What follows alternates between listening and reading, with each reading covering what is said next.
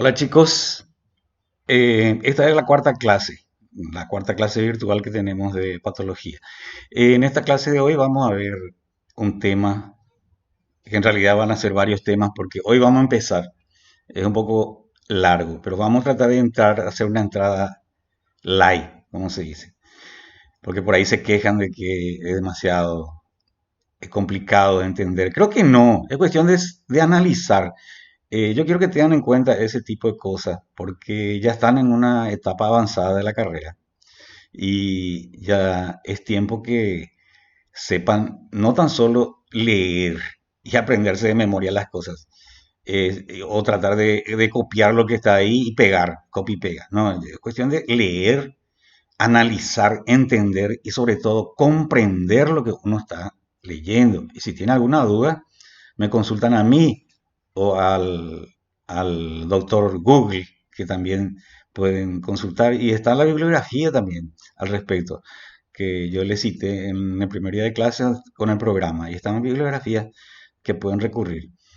Ya en próximas clases seguramente les voy a bajar algunos libros que pueden consultar también, libros virtuales, digamos, o sea que pueden entrar directamente por internet o pueden bajar en su computadora para que puedan consultar. Bueno, el tema de patología del hormigón, que hoy arrancamos, vamos a entrar prácticamente a estudiar tres fenómenos que se producen más bien en la masa del hormigón. Porque recuerden que el hormigón armado, estamos hablando de la masa del hormigón más las armaduras, o sea que las varillas de hierro que llevan adentro, o los tensores en el caso de los pretensados, postensados y qué sé yo, los cables de pretensado. En este caso, vamos a estudiar en forma conjunta el hormigón armado, pero hoy vamos a entrar a estudiar qué pasa dentro de la masa del hormigón, sobre todo. Pero en esta presentación que le estoy mostrando, que encontré en internet también, y traté de adecuarlo un poco a nuestra clase, quería mencionarles de que hay etapas y etapas dentro del hormigón que hay que tener en cuenta. Por ejemplo, el estado fresco, cuando todavía el hormigón es manipulable, que todavía no empieza su etapa de fraguado o de endurecimiento, a pesar que hay autores que dicen que el fraguado empieza rápidamente, pero en la realidad muchas veces hasta las 2 horas es fácil manipular todavía el hormigón. Pasadas las 2 horas ya es un poco más complicado y se creen que a partir de las 6 horas, o sea, en la práctica vemos que 6 horas ya empieza a endurecerse el hormigón, ya prácticamente es imposible removerlo, a no ser que ya lo destruyamos. Básicamente estamos hablando. Bueno, eso sería para empezar, para ir entendiendo la cosa. Acá en esta presentación estamos viendo justamente eso que yo le estaba diciendo, el tema del hormigón, que puede estar en estado fresco como en estado de endurecimiento. Ahí muestra una curva de justamente en el estado fresco ustedes ven que es muy fácil manipular todavía la mezcla, porque la curva de la curva muy elevada va bajando, va bajando. ¿Por qué? Porque a medida que se endurece el hormigón, la curva también ya se achica, porque hay menos posibilidad de moverlo, de extenderlo, de darle una extensibilidad al material. Bueno, lo que acá en esta presentación van a ver más bien el fenómeno de las fisuras y grietas, pero más bien fisuras. A veces uno se pregunta, fisuras y grietas no es la misma cosa, dice alguno. No, no, bueno, tecnológicamente hablando hay también muchas discusiones al respecto, pero vamos a tomar ¿cómo se dice? Como si fuera un código o una nomenclatura o algo que vamos a aceptarlo, que vamos a considerar que fisuras es hasta los 1 milímetro de espesor, o sea, chiquitito, 1 milímetro. Hay autores que hablan hasta 0,2, o sea que 0,2 milímetros. O sea que como si fuera el 20, solamente el 20% del milímetro, hasta ahí considera que es fisura, después ya considera grieta. Pero en la práctica nosotros acá en la zona de Paraguay, Latinoamérica, llamamos fisura hasta 1 milímetro más o menos de boca que tenga esa micro grieta, digamos. para no llamarle grieta, porque a partir de 1 milímetro para arriba ya lo consideramos grieta. Por supuesto, la grieta puede ser cada vez más grande, 1 centímetro, 2 centímetros. De repente, una pared agrietada, hasta podemos pasar la mano del otro lado de la pared. Eso ya son grietazas, macro grietas. Entonces, para entender fisura, hasta de 0 bueno, de 0, y tanto, 0,001, ponele, empieza ya la fisura. Y bueno, y esas fisuras prácticamente son inevitables en el hormigón. Por más que uno le ponga todos los recaudos, etcétera, etcétera, siempre va a aparecer fisuras. Sobre todo si son fisuras superficiales. Por eso que no hay que asustarse con la aparición de las fisuras. Eso no quiere decir que el hormigón está mal elaborado o que se aplicó una tecnología inadecuada. Bueno, ya vamos a hablar más adelante. Eh, entonces, ya les expliqué también que a partir de las 6 horas más o menos ya prácticamente es intocable la masa del hormigón porque ya empieza a endurecerse. Acá hay un cuadro donde te va mostrando también el tipo de fisura que aparece. Bueno, esto de la fisura es nada más que para que tengan en cuenta, para entrar en el tema de fisuras y grietas, que vamos a verlo más adelante. Lo que pasa es que el hormigón es un elemento químico, más que nada. Ustedes saben que el hormigón está compuesto principalmente de cemento, que es el cohesivo, el que le va a dar la consistencia, el ligante, digamos.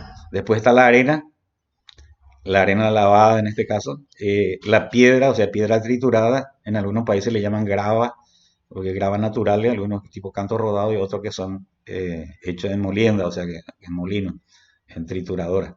Bueno, y después, ¿qué más? Agua, por supuesto, sin el agua el cemento no se puede convertir en un elemento químico, necesita reaccionar con el agua. Bueno, perfecto. Y más aditivo que se le agrega depende de qué es lo que querés conseguir con el hormigón, que sea más fluido, menos fluido, más manejable, que se endurezca más rápido de lo normal o que prolongue o retarde su endurecimiento. Hay muchísimos aditivos químicos en este momento en el mercado y que no son de costo elevado y que se le pone al hormigón para mejorar su calidad. Mejorar en el sentido de su resistencia, en algunos casos, no tanto. La resistencia del hormigón sin esos aditivos adquiere también una elevada resistencia, depende de la dosificación y la tecnología aplicada.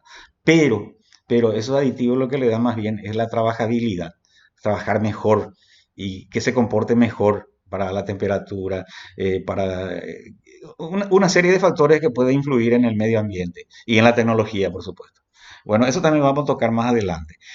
Hay un fenómeno que se llama exudación, que es lo que se produce cuando empieza a endurecerse el cemento, el hormigón.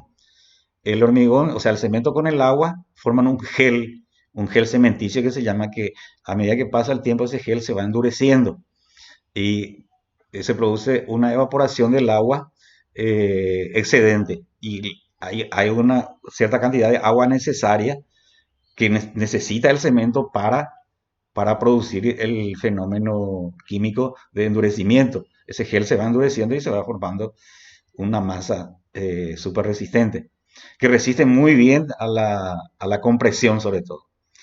A la tracción no tanto. A la tracción solamente resiste prácticamente hasta un 10, 20, pero si el hormigón es muy bueno puede llegar a un 30% de lo que resiste a la compresión.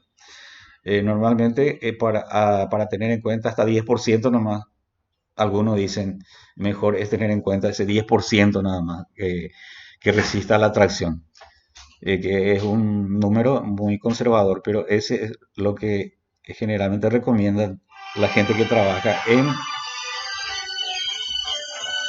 Me están llamando, un ratito voy a hablarle por favor. Acá le doy a mi secretaria que la tiene. Bueno, chicos, vamos a seguir. Entonces, la fisura más frecuente en el hormigón, dice. Y como le digo, esa fisura más bien se produce por esta exudación que yo le estaba diciendo, que al exudar el hormigón está perdiendo agua de su masa y disminuye su volumen. Y eso hace que se retracte, o sea que haya una retracción como si fuera que al achicarse el hormigón, se estira también entre ellos su molécula y se van produciendo pequeñas fisuras, que como le digo no son tan peligrosas, pero hay que tenerlo en cuenta. El secreto está en el buen curado. Cuando el hormigón está endureciendo, hay que seguir regando, hay que agregarle la cantidad de agua que necesita el gel cementicio para que se endurezca bien. No importa que ustedes vean que haya mucha agua sobre la superficie. Lo, lo que no hay que hacer es hacer como si fuera que destruyan el hormigón, porque a las 6, 7, 8 horas más o menos ya le pueden regar sin problema, porque ya se endureció la superficie del hormigón. Y el secreto es el buen curado.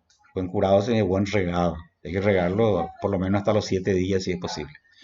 Y si es posible más, mejor, porque los 28 días termina el fraguado del hormigón. Sigue fraguando toda la vida, toda su vida útil, pero ya la curva de endurecimiento ya es muy baja. Bueno, acá van a encontrar palabras como reacción álcali agregado y reacciones deleterias. Son palabras que pueden buscar en el diccionario Google. Pero la reacción álcali agregado más bien es una reacción que hace que cuando, sobre todo la arena o la triturada, o sea, la piedra está sucia, tiene elementos que cuando reacciona con el cemento y con el agua producen eh, unos elementos como sales y ácidos que hace que el, el hormigón se comporte mal, se disgregue, o sea, empieza a romperse, a romperse, o sea, pierde su resistencia. Es muy perjudicial esa reacción álcali agregado, que vamos a tocar más adelante o si quieren consulten de qué se trata. Reacciones deleterias significa, deleteria es una palabra que significa mortífera o letal, que mata, o sea, que destruye directamente, hace colapsar a la masa del hormigón, ese tipo de reacciones. Bueno, eso también lo vamos a ver en mayor profundidad a medida que pasa el curso. Después vemos la fisuración del hormigón en estado fresco, que ya estuvimos hablando del tema de la exudación y una serie de cosas. Eh, Esto ahí tienen ustedes, ven los dibujitos acá. Uno vemos cuando todavía está súper fresco, después vemos que el volumen de hormigón, la cantidad de agua de exudación que ya le estuve hablando, y acá ya es el endurecido, y esta es la parte que se redujo. Siempre, siempre hay una reducción, eso es inevitable también, pero no es tan grande, o sea que no es que de repente ustedes calcularon que la viga tiene que tener 40 y se le achicó a ustedes 20 o 15, no es así, es milímetros, unos milímetros nada más que baja. Eh, bueno, esa es otra cosa. Bien, y así en este material van a encontrar una serie de cosas que es importante que lean. Está, por ejemplo, la granulometría y la relación agua-cemento. Eso también es muy importante en el hormigón. La granulometría se refiere al tamaño de grano que tiene que tener el, el- los agregados, en este caso la arena y la piedra. Eso sale de una buena dosificación. En nuestro país no hay tanto drama porque tenemos la arena lavada que tiene muy buena granulometría y la piedra triturada también que se puede comprar de acuerdo a las medidas que uno necesita. Está la triturada cuarta, cuarta especial, quinta, sexta. A medida que va creciendo los números son más chicas el diámetro de las piedras, ¿verdad? Bueno, eso ya, ya habrán visto ustedes en tecnología del hormigón una buena dosificación cómo se hace. Bueno, y este, la relación agua-cemento en promedio se considera 0,50, o sea que 0,50 sería la relación agua-cemento. Si crece un poquito más, 0,60, 0,70 quiere decir que tiene mucha agua. Y a medida que baja de 0,50, 0,40, 0,30, tiene menos agua. Eh, al, al tener menos agua de amasado, se supone también que la gente no quiere trabajar con poca agua, por eso que hay que tener mucho cuidado con los constructores que le quieren agregar agua y ese tipo de cosas. Pero hay que tratar de evitar ponerle mucha agua. Eh, bueno, porque reduce la resistencia del hormigón. Eso ya lo habrán visto también en otras materias. Bueno, eh, después la fisuración. La fisuración, como le dije, la fisura es prácticamente inevitable y puede ser por contracción o por retracción. Acá hay una tabla, bueno, ya lo verán. Y después van a ver algunas fotos de algunos fenómenos de grietas que suceden en las construcciones. Y algunos son realmente de horror, de terror. Bueno, en fin, esto lo van a ver ustedes con más tranquilidad. Después viene la reparación de fisuras en la estructura de hormigón armado. Esto también está acá en este material. Esto lo vamos a ver a medida que pasa el curso. Hoy vamos a dedicarle más. Pero es importante que lo vayan leyendo ya para entender más o menos de qué se trata. Pero todo esto lo vamos a ver mejor más adelante.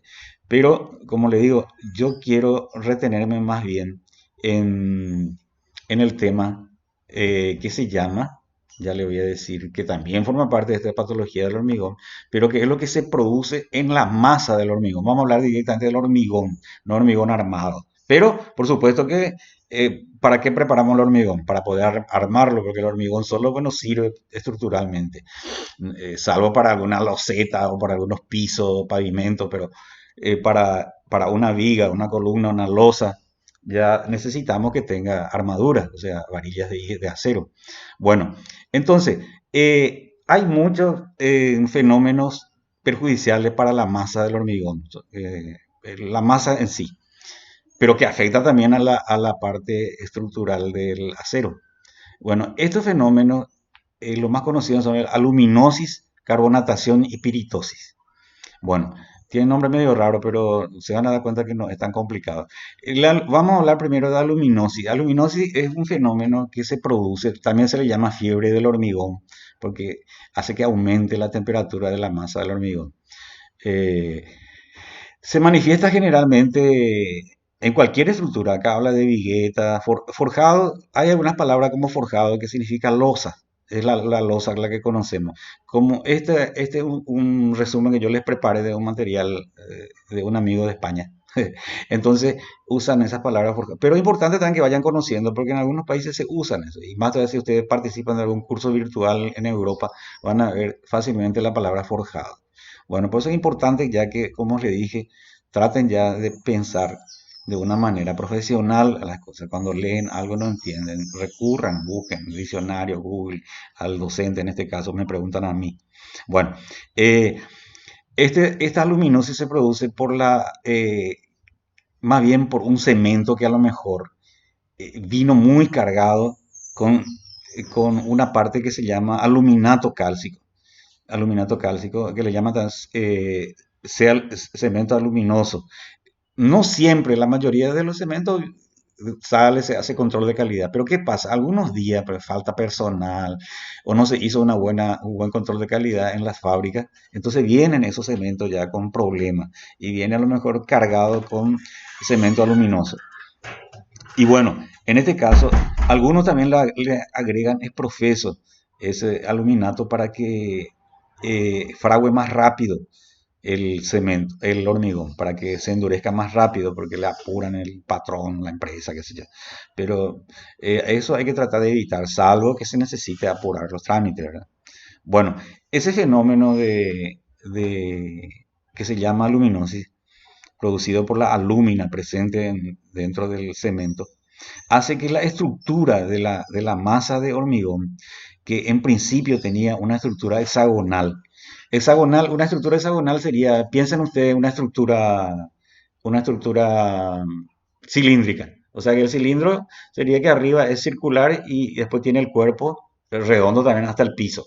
Y el hexagonal sería más o menos parecido al cilindro, solamente que en lugar de tener arriba un círculo perfecto, va a tener un hexágono. O sea que va a tener perdón, seis lados. Un polígono de 6 lados va a ser la tapa, digamos. Eso con el tiempo, o sea, por este fenómeno luminoso, esa estructura cristalina que tiene la molécula del cemento, se convierte en cúbica, o sea, se convierte en una caja cuadrada. Por supuesto que esa caja cuadrada va a tener menor volumen que el prisma hexagonal que era al comienzo.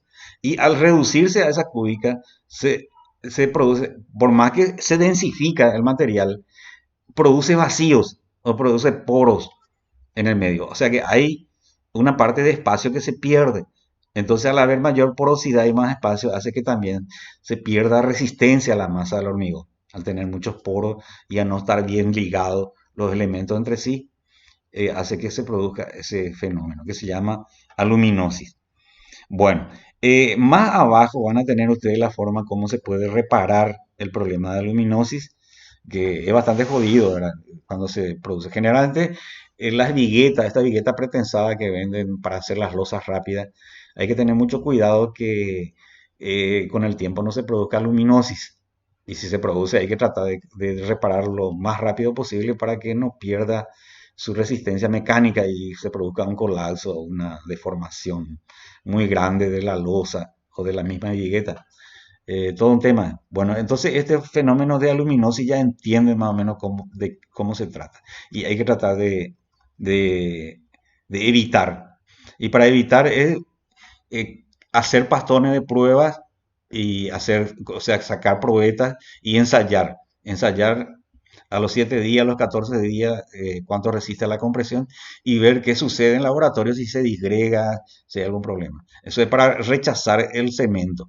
Inclusive hay laboratorios, empresas que tienen su propio laboratorio de estructura o laboratorio químico de materiales de construcción que revisan el cemento que compran, antes sacan un lote y lo revisan para ver si cumplen con todas las especificaciones.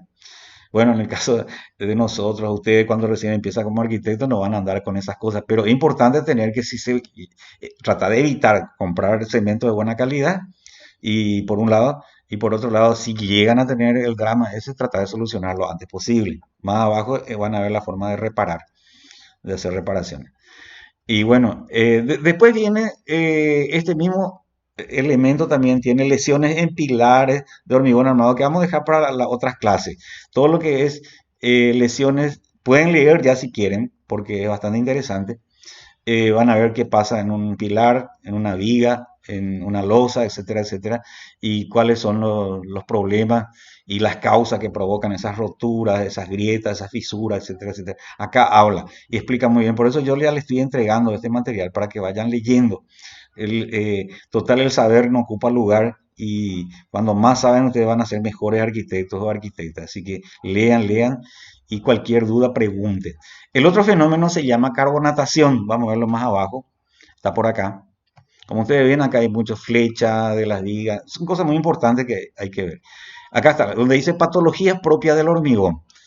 O sea, propia de la masa del hormigón. Ya vimos lo que es la aluminosis. La carbonatación. La carbonatación también es un fenómeno muy perjudicial cuando se produce, porque eso es más peligroso todavía, porque estas fisuras o microfisuras que estamos hablando, que se pueden producir grietas, esas grietas si avanzan, si se hacen cada vez más grandes, no tan solo es superficial de la masa, sino que penetra dentro del cuerpo de la masa del hormigón y llega hasta la varilla, o sea, llegan hasta la estructura del acero. Y ese acero, esa varilla está protegida por por una capa que se llama cementita, perdón, que se llama hidróxido de calcio. Ahí está este que está marcado acá, CaOH2. Ese se llama hidróxido de calcio que se le llama también porlantita. Generalmente cuando está fraguando el cemento en estado fresco y a medida que va fraguando, ese hidróxido de calcio le rodea a la armadura, a la varilla, y le protege con una capa que se llama hidróxido de calcio que tiene un elevado pH entre 12 y 13. Es más o menos lo que pasa ahora con el tema del coronavirus, que nos dicen a nosotros, eleven su pH para protegerse, para mejorar su defensa. Y esto es una analogía que más o menos también, si tiene un elevado pH entre 12 y 13, entonces protege, es un protector de la armadura, se convierte ese porlantita o hidróxido de calcio. Pero ¿qué pasa? Cuando hay esa fisura que van creciendo, se convierten en grietas y llegan hasta la armadura, entra el CO2, el hidróxido, dióxido de carbono de la atmósfera, o sea, del aire, penetra por esas grietas y en contacto con la humedad, o sea, con el agua, con el vapor de agua, eso oxida o corroe al hierro, al acero. ¿Por qué? Porque destruye la capa protectora que tiene, porque ese pH que tenía 12 o 13 al comienzo empieza a bajar y al bajar de 12 para abajo ya se torna peligroso y ya le carcome al acero. Entonces por eso que es un fenómeno también muy perjudicial. Ese es el fenómeno de la carbonatación, que hay que tratar de evitar también. Por eso que esa fisura, que por más que sean inofensivas al comienzo, hay que tratar de taparlo. Por eso que hay que protegerlo al hormigón. Una vez que el hormigón termina de fraguar, hay que pintarlo, protegerlo. Vienen pinturas especiales para hormigón y hay que protegerlo si quieren que tenga una vida útil. una durabilidad por lo menos deseada. Bueno, entonces ustedes ven que a medida que baja el pH ya se torna prácticamente colapsable el material, o colapsible, como se puede decir también. Bueno, entonces hay otro fenómeno que por último le voy a explicar, que bueno, la aluminosis ya le expliqué. Después está uno que se llama piritosis. Se van a recordar por el tema piririta, pero no es pirita. Piritosis, piritosis es debido al... Ahí dice piritas, pero mira un poco más arriba se llama... El fenómeno se llama piritosis. Acá se ve que yo nomás no corregí esta parte, pero el fenómeno se llama piritosis. Vamos a corregir ya acá en vivo y en directo. Piritosis. Así se llama el fenómeno. Es la presencia de pirita. El pirita es un, ¿cómo se llama? Un residuo de la parte de mineral hierro, un componente o un residuo, y que es como un color óxido. La tierra colorada no es de acá de Paraguay, como es una, también es una meteorización avanzada del basalto que contiene mucho hierro, entonces se torna roja por el óxido de hierro. Entonces, cualquier material, arena o piedra que tenga piritosis, ese color medio rojizo, a veces medio amarillento o naranjado, ese hay que tratar de sacarle de la arena o de la piedra, hay que lavar bien para que no tenga ese piritosis. El piritosis lo que produce es también aumento de volumen de la, con la humedad reinante y otro componente químico hace que aumente su volumen y ese volumen hace que rompa la masa del hormigón una vez que endurezca. O a veces antes que adquiera su resistencia ya se produce deformación y es muy perjudicial. Pero eso es comprando material de buena calidad que no esté en sucio, se puede evitar que aparezca este fenómeno. Y bueno, como ustedes ven, el tema de hoy es bastante sencillo. Va a haber algunas preguntitas que hay que responder. Piensen antes de responder, no se quejen después, porque después dice que no guarda relación con los materiales. Guarda muchísima relación. Lo que pasa es que ustedes no saben buscar nomás a veces las respuestas. ¿Por qué? Porque leen así a los burros. Bueno, bueno, vamos a no decir eso, pero traten de leerlo concienzudamente, analizando, leyendo detenidamente y sobre todo tratar de entender, comprender y entender. Bueno chicos, estoy a las órdenes, cualquier cosa me llaman para consultarme.